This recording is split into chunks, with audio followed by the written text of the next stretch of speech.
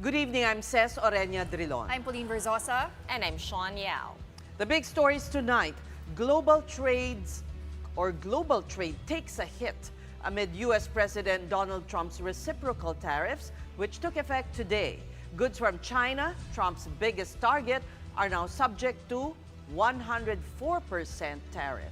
Rates on imports to the U.S. from exporters like the European Union and Japan also rose further. We'll take a look at how the Philippines reacted to this later. And from misogynistic remarks by male candidates, the Commission on Elections has now flagged Manila local candidate Mocha Uson over the use of a sexually suggestive campaign jingle.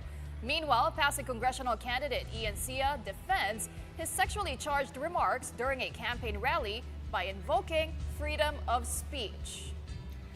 And later on, we will look back at the events that led to the commemoration of the Araw ng Kagitingan every April 9 with historian Xiao Chua.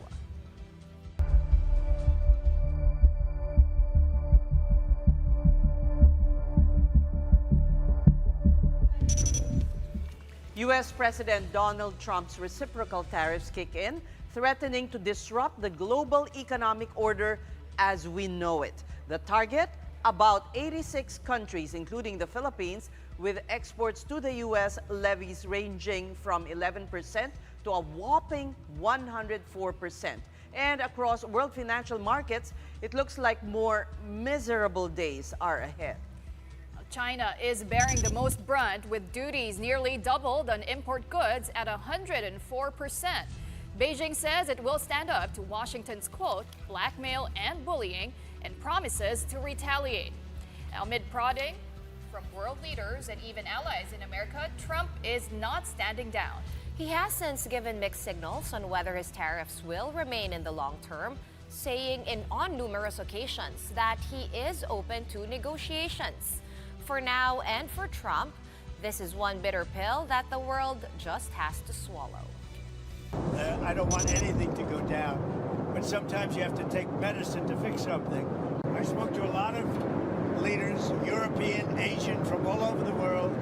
They're dying to make a deal, but I said, we're not going to have deficits with your country. Back here in the Philippines, government has relatively downplayed the impact of Trump's tariffs. Let's get the insights of Dan La Chica, president of SAPI, or the Semiconductor and Electronics Industries in the Philippines Foundation Incorporated. Good evening to you, Dan, and welcome to the big story. What is the assessment of the industry, the semiconductor and electronics industry? Well, good evening, ladies, and thanks for having me. Actually, if you look at it, and I'm talking about the reciprocal tariffs, right? The Philippines is actually in a very good position. We're at 17%, and compared to China at 34%, which you said the net effect is 104%. But compared to our ASEAN neighbors, our big competitors, we're still very low. And so the even better news is that for the semiconductor industry, we're way below the radar, as we don't really have any big tariffs to worry about for today anyway. And hopefully this doesn't change much in the near future. So, Dan, you share the assessment of the government that this isn't going to affect us so much, although we don't exist in a vacuum. You know, it will be affected by what's happening around the globe.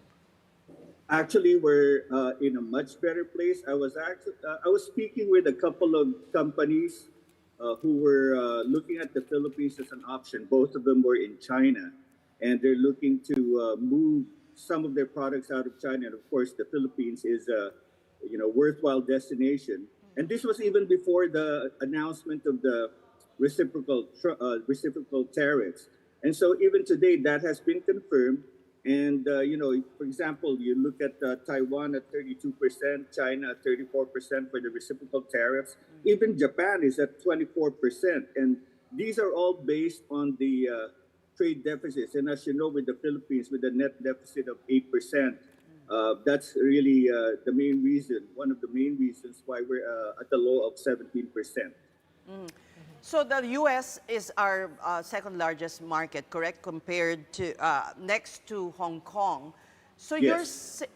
Do we look for other markets for our goods, Well, semiconductors and electronics in particular? clearly, and not just the market for exports, but also for a source of raw materials. China still seems to be our biggest source of materials. And definitely, well, if you look at it, I guess one question would be, what should be our posture with the United States concerning these tariffs? There are three options. One is to retaliate, just like China is doing. The other is to do nothing, which is always an option. And the second would be to continue discussions, negotiations to, for example, establish an FTA, free trade agreement with the United States, or inclusion, re-inclusion in the GSP. And as of this point, the best option probably would be to do nothing because we're enjoying the lower tariffs, the lower reciprocal tariffs. And in fact, it's a wait and see game. Let's see what the United States does because on one hand, Trump might change his mind. But again, as of now, it's better not to do anything and just ride on the wave of the lower tariffs, but at the sidelines, continue discussions and negotiations with establishing a free trade agreement and or re-inclusion in the GSP. Dan, if I'm not mistaken, you've been advocating for that policy, a free trade agreement or a TAA with the United States. This must be like, if off the top of my head, since 2018. Has there been no progress considering that conductors and chips make up like 60% of total Philippine exports? Yes, not as yet. And I know Secretary Chris Roque and the DTI folks have been working on it. With the change in administration, I know the former President Biden was open for discussion, but right now President Trump might be distracted with a lot of other things. So the discussion just has to continue.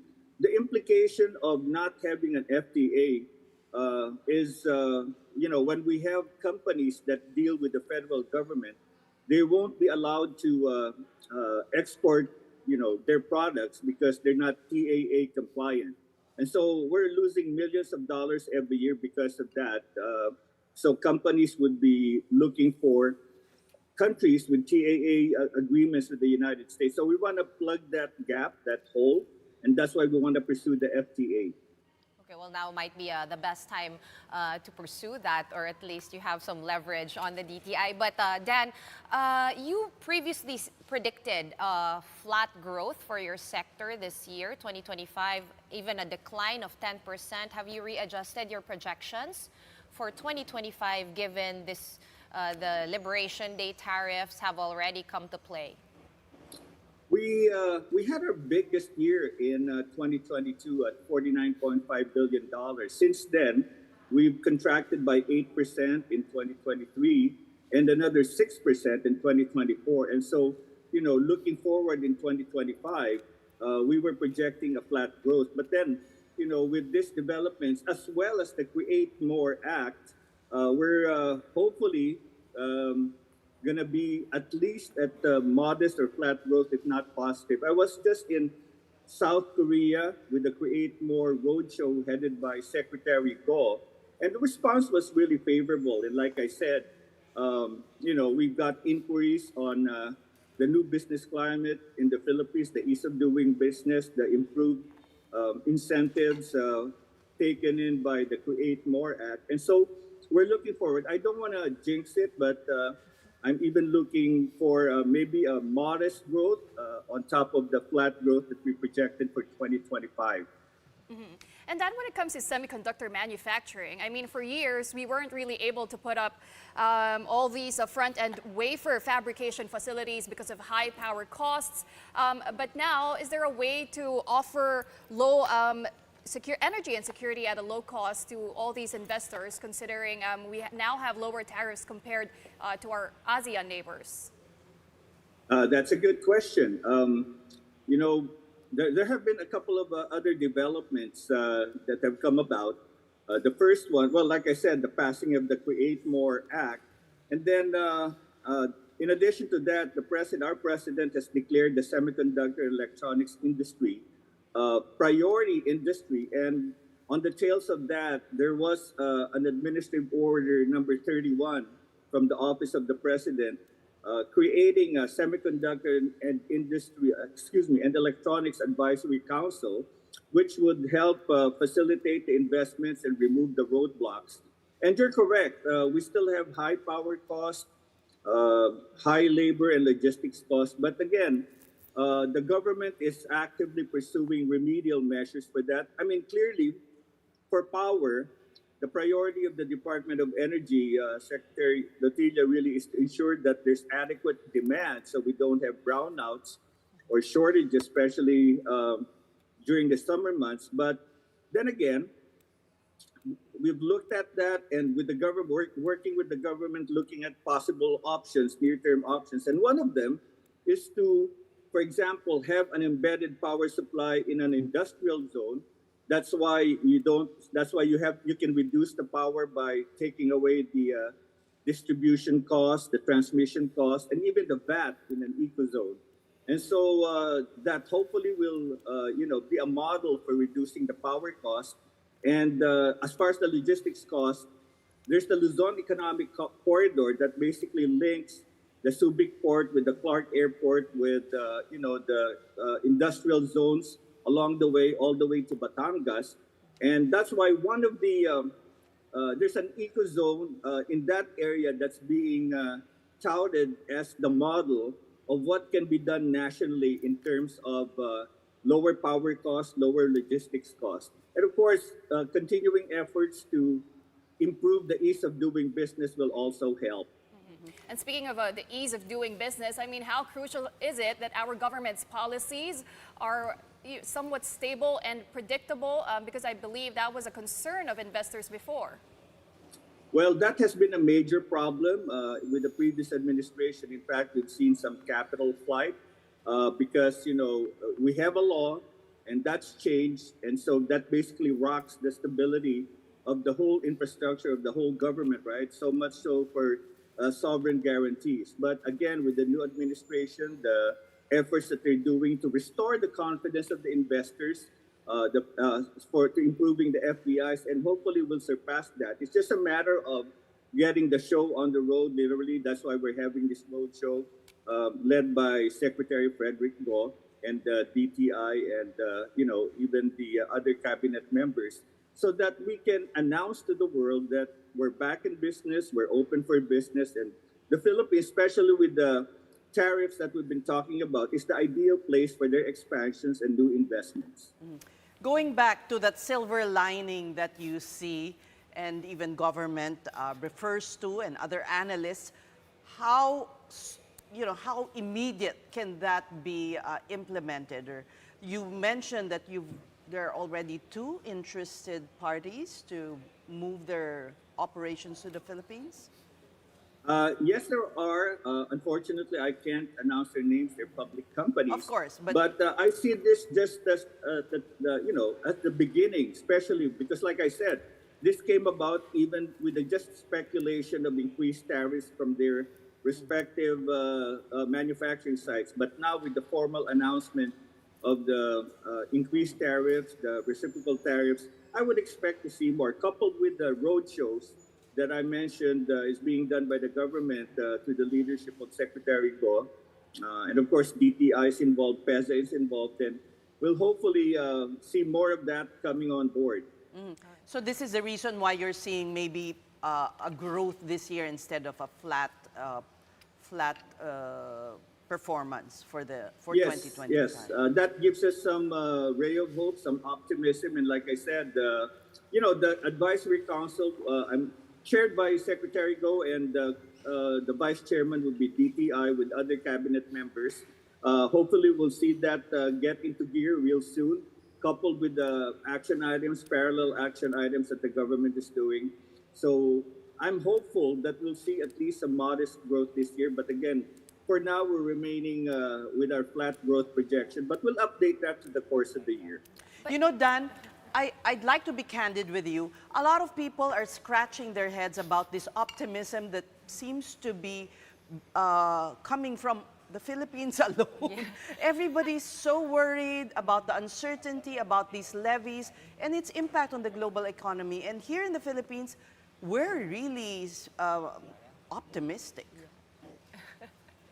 Conservatively optimistic is how I describe it, but because it's a very complex economic system, right? It's a global system. I'll give you an example. We might have, for instance, low tariffs for electronic parts, automotive electronic parts specifically.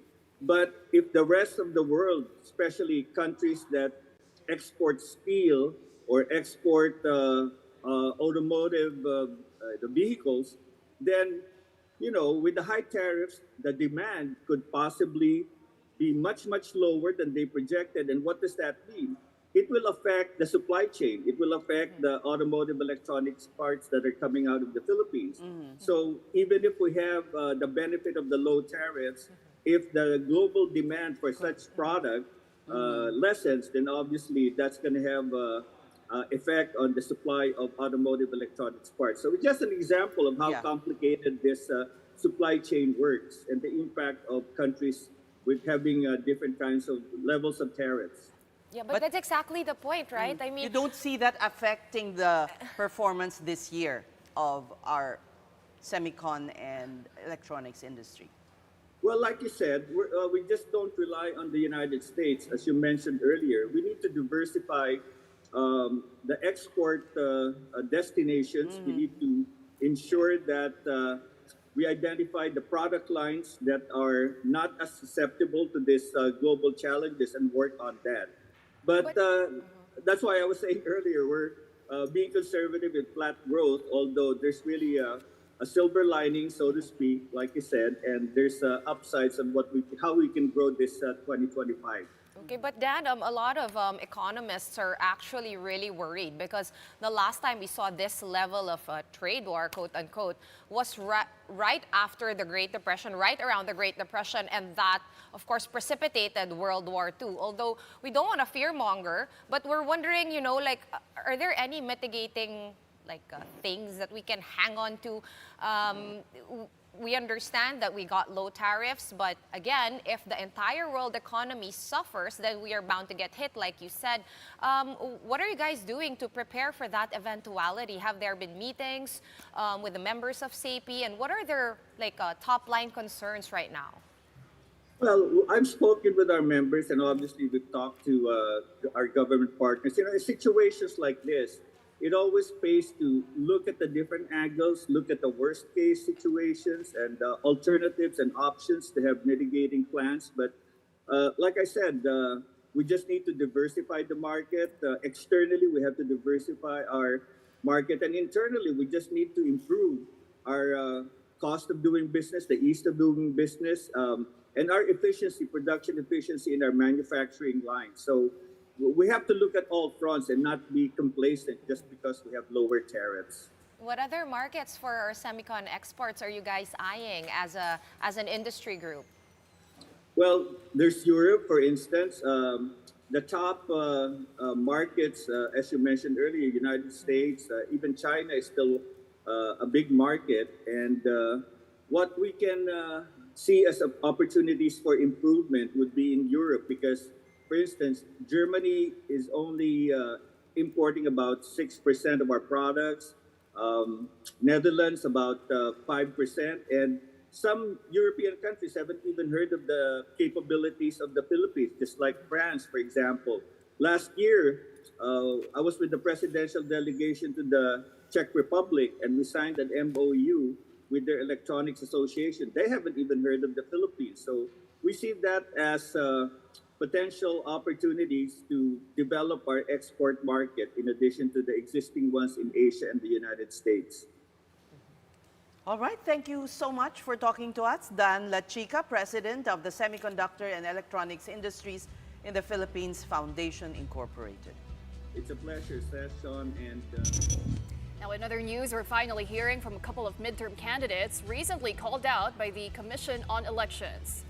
First is Mocha Uson, who is running for councilor in Manila.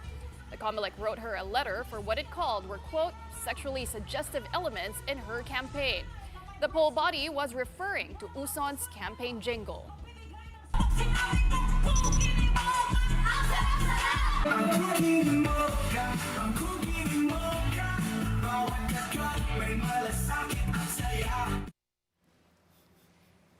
In response, Uson said she fully recognizes the importance of maintaining a respectful, inclusive, and age-appropriate tone in all campaign communications. She also acknowledged issues raised by COMELEC and vows to stop the use of, quote, materials in question. Unlike Mocha Uson, Pasig City congressional candidate attorney Ian Sia is on defensive mode. The COMELEC has asked Sia last week to explain a remark he made in a campaign sortie that single mothers can sleep with him once a year.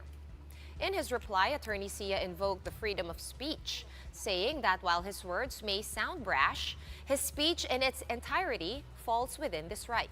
Sia said he had no intention to discriminate, exclude, restrict, demean, or harass female solo parents.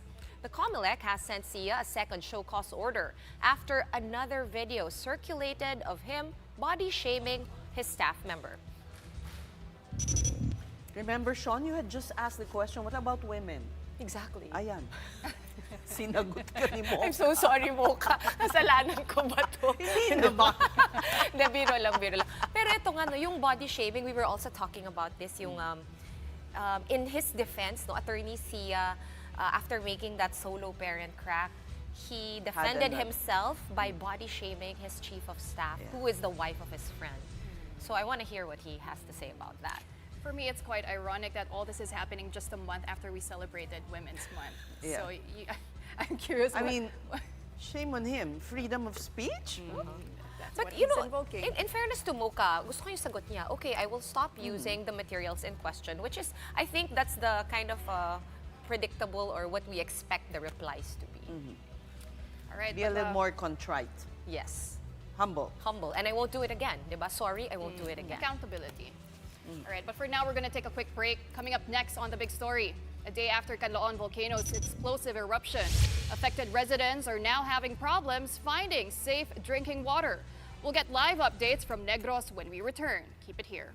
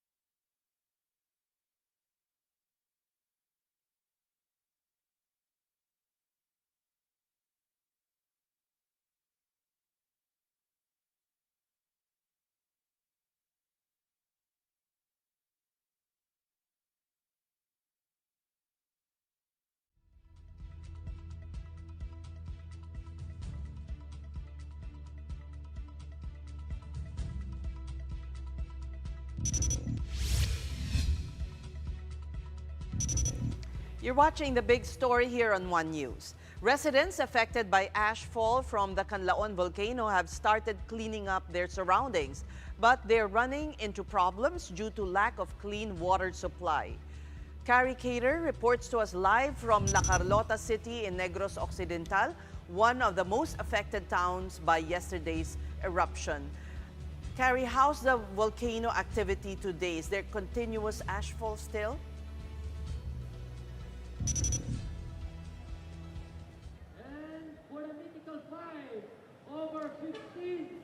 Says the situation is a bit calmer now compared to when the Canlaon volcano erupted yesterday. But it's no reason for officials to be complacent and put their guards down. Up to this afternoon, some areas were still covered in ash due to the ashfall that happened, which was brought about by the eruption. One of the areas most hit were two barangays, namely Hagimit and San Miguel, where residents were even forced to get water from the ash-colored river. That's, as you mentioned, supply has been running low even in the past years, and this has been not yet addressed by local officials. So that's what residents have been complaining about. And the ashfall only made their situation worse. So we saw some of them scooping water from the river to use them not only to clean their roofs, which were covered in ash, but also to even take a bath and wash their dishes. This has raised concern among authorities since this may have an impact on their health. But so far, there have been no reports on people who have suffered from different kinds of illnesses due to possible water contamination. Still, they have been warning residents not to use water which are not clean, especially those from areas which were affected by the ashfall, since this could have an impact on their health, as we mentioned.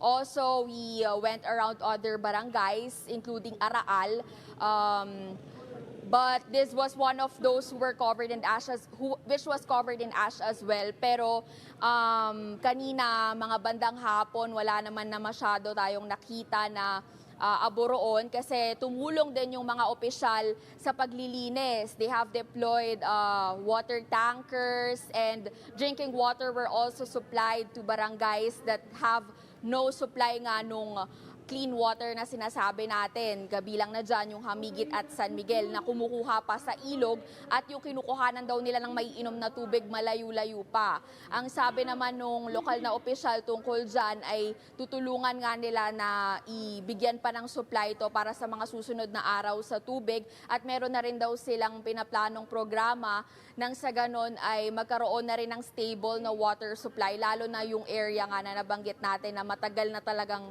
walang mapagkuhanan ng malinis na tubig. Carrie, give us an idea. Are you talking of residents who are in their homes who have been affected and evacuees from the zone affected by Canlaon? Anong kaibhan? May evacuees ba? Those who have been getting water from ash-affected areas or those affected by the ashfall, these are all residents, but they are close to Canlaon but outside the 6-kilometer radius. So, pero mahirap pa rin yung supply nila kasi nga parang hindi pa nagagawan ng maayos na supply. Kumbaga yung linya ng tubig hindi pa raw naaayos, kaya hirap sila sa pagsalok at pag-igib ng tubig sa mga lugar na yan.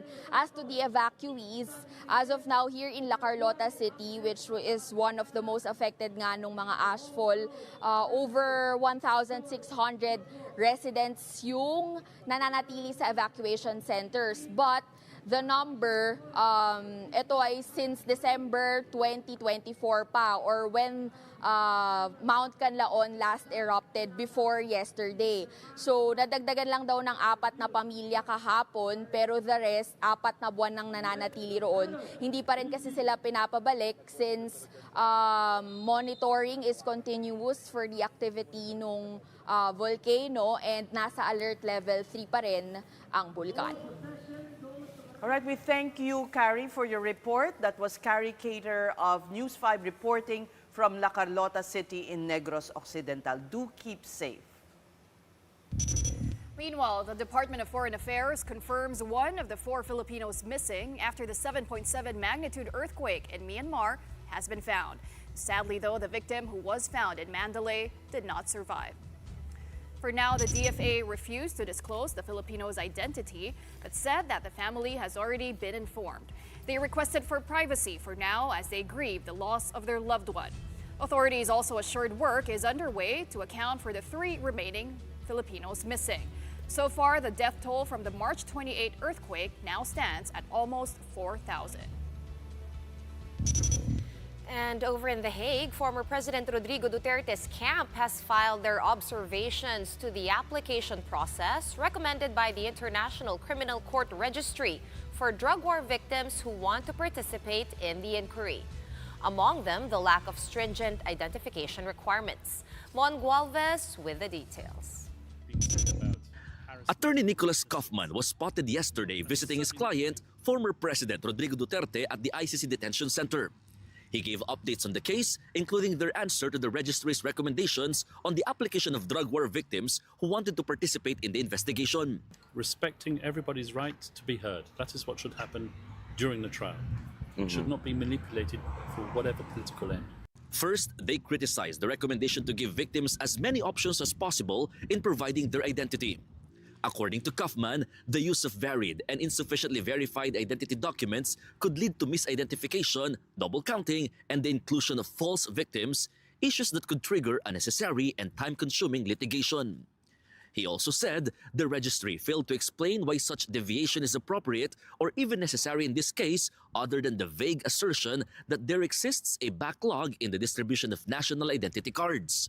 Kaufman said the pretrial chamber should insist on the production of a national identity card and/or a passport containing an up-to-date photograph, or, in the absence thereof, identification documents accepted in the staggered fashion mandated by the Social Security System of the Republic of the Philippines. Digong's camp also criticized the registry's proposal that lawyers appointed by victim applicants participate on behalf of their clients, while the Office of Public Counsel for Victims, or OPCV, represents the general interests of unrepresented applicants. Kaufman insists this will result in twice the number of submissions before the chamber and impact Duterte's right to a speedy judicial process. Duterte's lead counsel is insisting that his client's rights are considered just as much as the interests of the victims are upheld. Attorney Kaufman also assured that he will fight for the case of the former Philippine president until it ends. Prosecution is yet to file a formal answer, but one of the victim lawyers blasted how Kaufman thinks the IDs he's requiring from the victims, who are allegedly among the poorest of the poor in the Philippines. Attorney Joel Butuyan also thinks it's abhorrent that Duterte's camp would insist on the representation of the alleged victims of his mass murder. Meanwhile, Hanilet Avancenia says the former president has forgiven those who they think were behind his arrest. But she insinuates that there would definitely be repercussions. Akala nila yun ang that will put him down. Kamali sila. Wrong move. They will never be given the chance by the Filipino people. Tomorrow, their daughter Veronica is celebrating her 21st birthday, and she has no other plans than to celebrate it with her father. My wishes are simple. I want good health and strength from my father. That goes for emotional strength, mental strength, and physical strength. And of course, just to be with my family. That is more than enough for me. On the other hand, Kaufman admits Attorney Harry Roque has indeed expressed interest in becoming part of Duterte's legal team. Harry Roque wants to be a member of the team. He supports the president. We've benefited greatly from Harry Roque's advice. Kaufman declined to confirm if Roque is one of the 2 Filipino lawyers who's helping them. Reporting from The Hague, Netherlands, Mon Gualvez, we are One News. We're pausing for another quick break for now, but when we return, we'll be taking a look back at the stories that enshrined April 9th as the Day of Valor in the Philippines. Historian Xiao Chua will be gracing us with his presence next. Keep it here.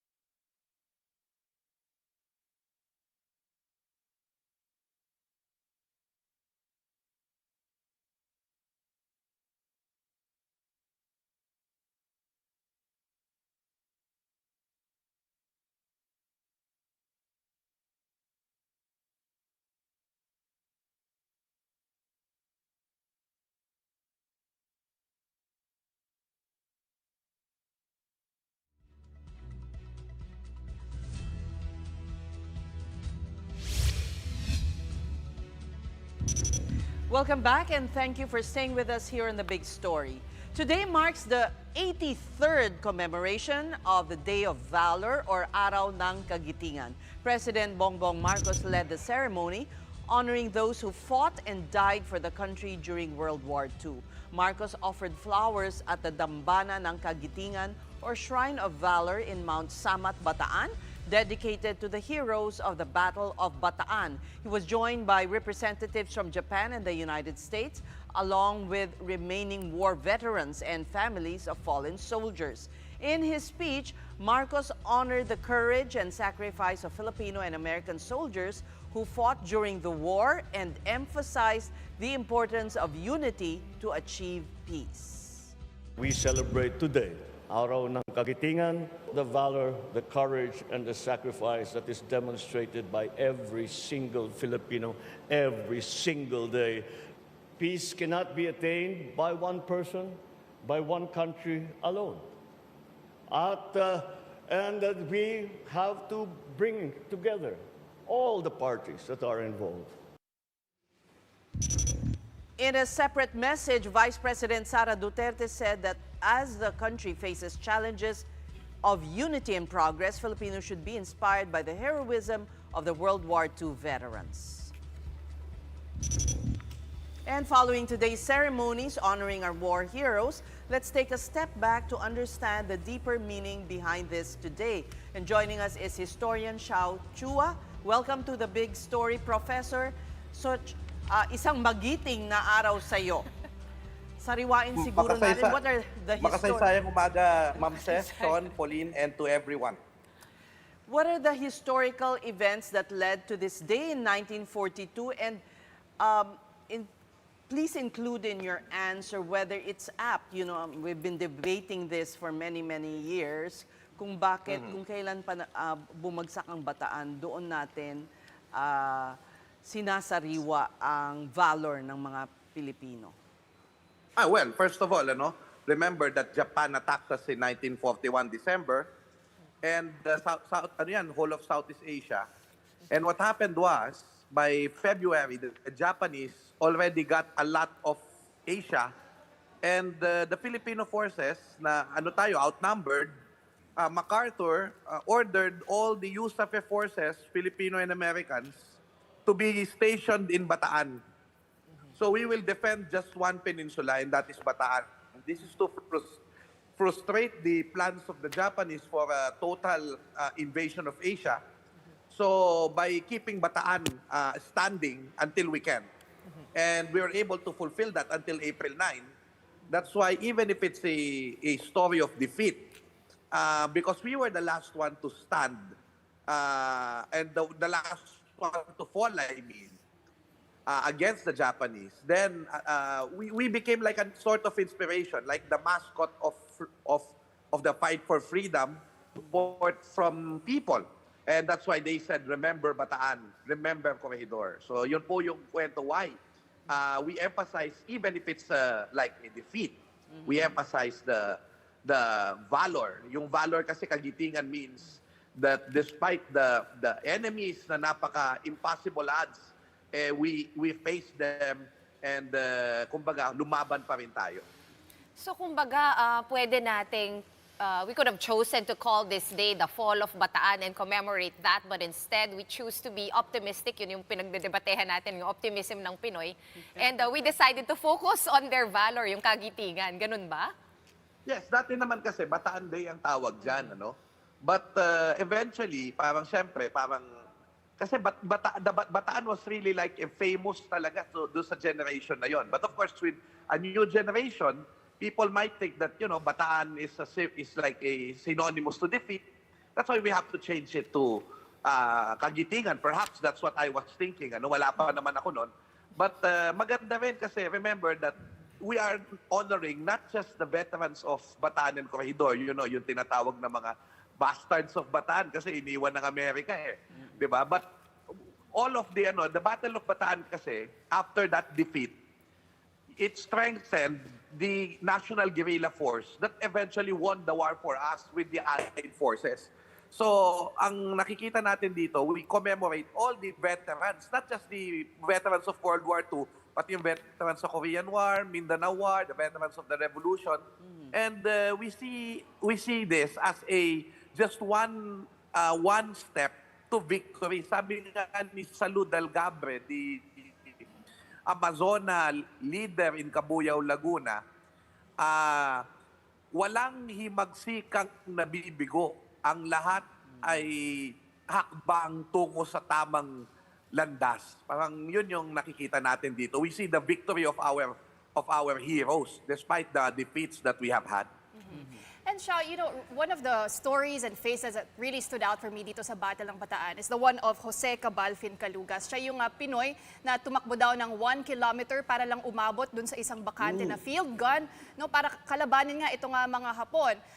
And he even got a U.S. Congressional Medal of Honor award for that. Just tell us the significance of what he did. Right. Yeah, go ahead. Oh yeah, well, basically, ano yun kumbaga parang it was a feat, no, na parang ang dating nga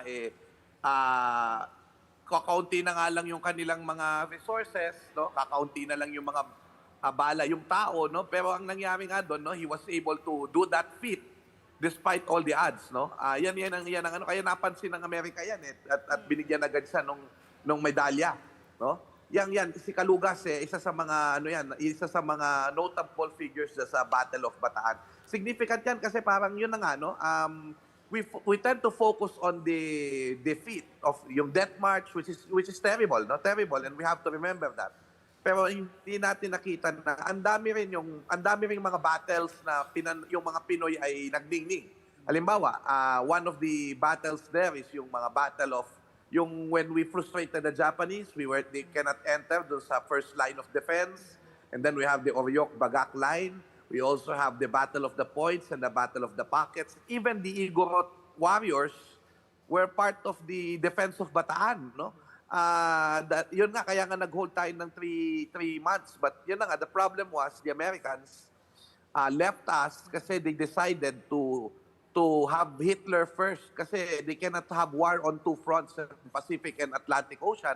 So Atlantic Ocean na muna. And anyways, the Japanese surrounded the whole of Asia. That's why American forces cannot really come to the aid of the people in Bataan. So talagang naiiwan talaga tayo doon sa laban na yan. Yun yung naaalala ko, no, about the fall of Bataan is parang iniwan tayo ni General MacArthur. Parang ganun yung nagyari. Although we know na masakit yun at labag sa kalooban niya, di ba? Pero parang nung iniwan niya tayo, do you think ano yung mga lessons that modern day Filipinos can eke out from that experience? Kasi medyo parang, kumbaga ngayon, pelikula na lang or TV show na lang, series na lang ang World War II. Okay, ganito po, no? Ayoko pong magsalita ng masakit, pero siguro isa-summarize ko na lang mas madali, no? Ang tutulong lang sa Pilipino talaga ay ang kapwa Pilipino. Let us not depend on foreigners to defend us. Yes, perhaps they can help us, pero yung sabihin mo totally that they're going to defend us once we are at war, even with mutual defense treaties, of course they're going to think of their interests. Look at what happened in Ukraine, di ba? So what we need to do is actually to always pursue the path of peace and diplomacy until we can, despite standing for our, our principles and our beliefs as a country and our sovereignty. But yun na nga, yes, we are peaceful people.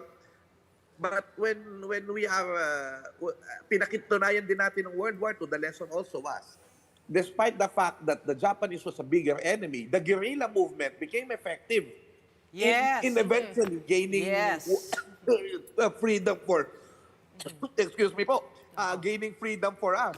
So I guess that's also the hopeful thing about it, that when Filipinos, they are, kapag tayo bayan ng magiliw, pero sa manlulupig, hindi tayo pasisiil, at hopefully that will also happen. But, of course, we all hope for peace and never again to war. Yan ang magandang mensahe, I think. Matuto tayong tumayo sa sariling paa. And, they've done it before. Di ba? We've showed the world na nagawa naman pala natin dati. Pero ito siya, curious ako, I mean, how can we still exemplify valor, kagitingan in our daily lives? Kasi, I mean, nowadays, di ba, the younger generation, medyo nawawala na rin yung essence ng araw na to, yung holiday. Kumbaga, for them, they just look forward to having a day of rest. But how can we really commemorate the essence of yung araw ng kagitingan? Well, first of all, no, we just have to be patient telling these stories. You are helping us because you are interviewing us and helping us tell the story and bring it out to our young people in the social media and in YouTube. Pero ako, I cannot demand anymore to the ordinary worker, to the ordinary government employee, you in the media. Na when you go up, when you wake up in the morning, 'di ba? You go to your work, you do your best. I mean, ang hirap na nung nangyayari sa atin. That's the valor that we show every day, and that valor is contributing to the GDP of our country, 'di ba? Every good thing that you do, every kita that you will make, no, it contributes to the national development. When we do our best, Andres Bonifacio said, ang kasipagan sa paghahanap buhay ay siyang tunay na pagmamahal sa sarili, asawa, anak, kapatid o kabayan. I think when we do our best every day, I cannot demand anymore to the ordinary man. They've been doing a lot already. Now, hopefully, we galvanize all these efforts into a better government, no? Hopefully, sana in the future. And one last question, Xiao. Kunwari, gustong nating ma-impart, no, sa mga anak, pamangkin, younger generation, kumbaga, the lessons of this, in a more literal sense compared to Pawi's question, what kind of, kumbaga, tourist spots or historical spots can we go to really, kumbaga, get a feel of Araw ng Kagitingan? I guess Bataan would be the first. Mount Sama. Well, we can let them march for 100 kilometers, ano? Maybe they will fit. I'm joking, of course, but pero 'di ba? I think you should try going to the Capas National Shrine in Capas Tarlac. Diyan yung Camp O'Donnell, diyan yung yung concentration camp ng mga forces. Meron pong train dyan na makikita ninyo na yan po'y pinaglagyan ng mga prisoners noon of war. Diyan sa train na yan, diyan sila nagsiksikan. Parang makikita nyo, very poignant. And then, when you go to the memorial at Capas, you will see the very, very long wall, granite wall of the men who fought during the war. No? Nakalista sila doon, ang mga veterans natin. So, baka may mahanap silang lolo doon, o kahit wala, no, you just see the sacrifice of a lot of people just to give us freedom. I think Capas National Shrine, aside from Mount Samat, is the perfect place for you to feel that heroism of our veterans, mga lolo at lola veterano natin. Thank you so much, Chao, for your inspiring words. That was historian Chao Chua explaining to us the day we are marking today. Now, moving on to advancements in defense, the Philippine Navy and Philippine Coast Guard have received new assets. Defense Secretary Gibot Eudoro led the Philippine Navy in receiving BRP Miguel Malvar at the Subic Naval Base yesterday. The newest guided missile corvette is part of the AFP modernization program and was purchased from Hyundai Heavy Industries in South Korea. It is equipped with advanced technology. It is expected to strengthen the Navy's anti-ship, anti-submarine, and anti-aircraft capabilities. Its sister ship, BRP Diego Silang, was also launched and is expected to arrive after undergoing sea trials. The Philippine Coast Guard also received a boost to its maritime surveillance missions. Australia donated 20 drones or unmanned aerial systems worth 34 million pesos. The drones include short, medium, and long-range units, which will enhance the PCG's operations, especially in the West Philippine Sea. Admiral Ronnie Gavan, commandant of the PCG, received the drones from Australian Ambassador HKU in Mariveles, Bataan. For our big picture tonight, we celebrate something else apart from the Day of Valor, Araw ng Kagitingan. This time, it's a milestone of the PBA, the Philippine Basketball Association.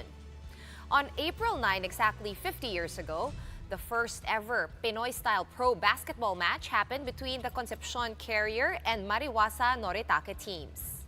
And on the PBA's golden anniversary today, don't forget the other teams that first stepped on that hard court back in 1975 of CFC, Royal True Orange, 7-Up, Tanduay, UTEX, and of course, who can forget the iconic rivals, Crispa and Toyota. Fast forward to tonight with the PBA anniversary doubleheader now happening at the equally historic Rizal Memorial Coliseum. Fans were given treats like PBA at 50 commemorative t-shirts, lower box seats priced at 50 pesos, and general admissions ticket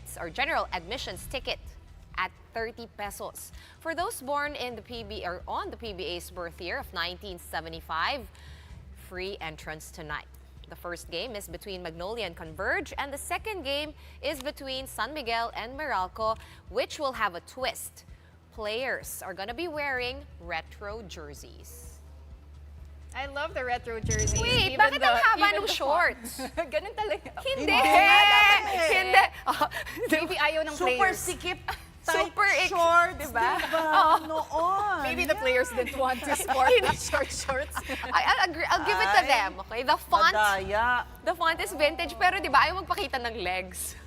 Bakit ba nauso yung mahabang shorts? Oo nga, dati super tight. Super tights, mahaba yung socks. Diba? Oo Mix. Correct, correct. We should You have know, a I historian was explain that. first year high school. Oh my God. Crispa Redmanizers and Toyota. Yeah, 75. Oo.